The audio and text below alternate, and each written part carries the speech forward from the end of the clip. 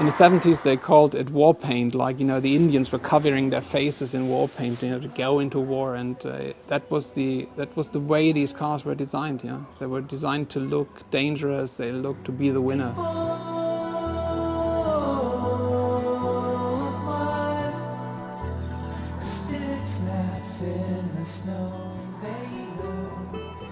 Is, you know, complete anarchy. It's randomness. It's a lot of, you know, mechanics pasting stickers somewhere on the car, and that is what makes these cars so strange. The car or the body of the car really has to follow aerodynamics completely. So it's all about aerodynamics, and the graphic design doesn't have to follow that. The cars were also redesigned all the time. You know, if you were racing a car for more than one season, you know, you had a new sponsor, you placed new logos on it, and there were different people working on that. There were no graphic designers involved. Most cars were really, you know, designed, if you could say that, by mechanics or by sponsors or just by the race teams.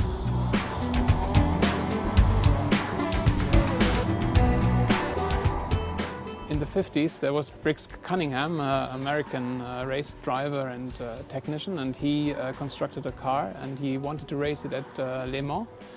And he had this idea, this brilliant idea to, you know, place a blue stripe on a white car, and then the year after in Le Mans all cars were covered in stripes and, you know, different colors, and that was really the birth of the famous Go Faster stripe.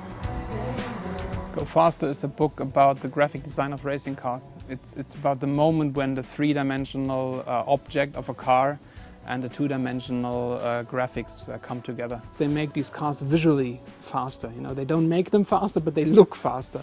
So that's also where the title from the book comes from. Yeah, Go Faster. It's about looking faster, not really being faster.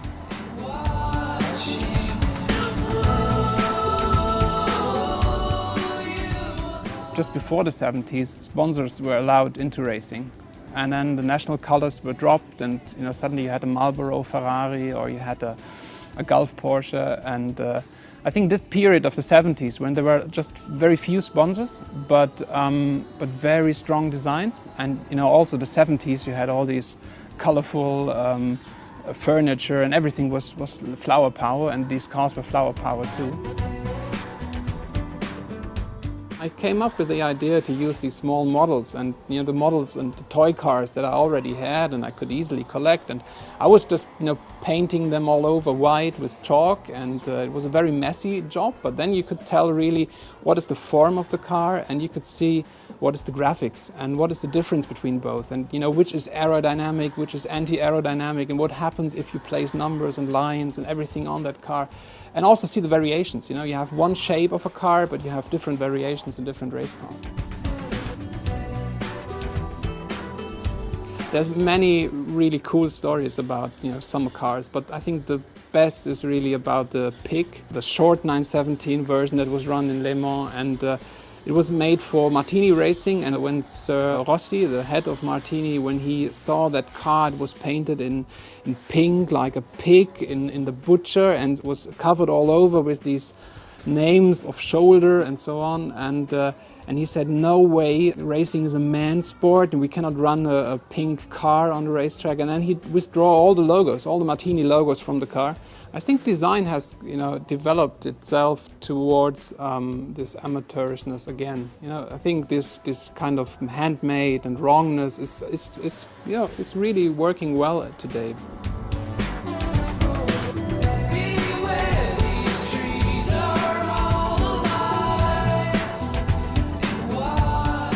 This is about a kind of a graphic competition that's going on.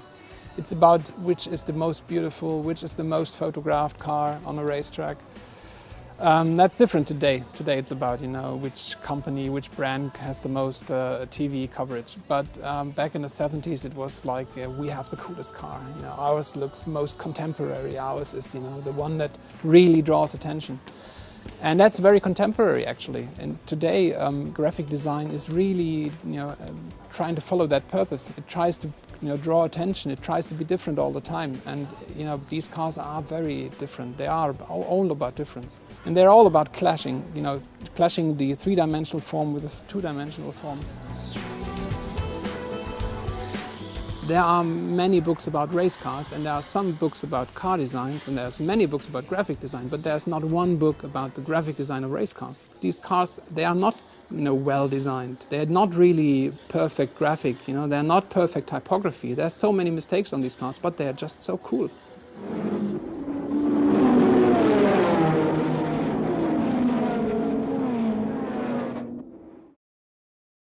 In black mask they sit in weight of kills and full of mud. A stick snaps in the snow. They know.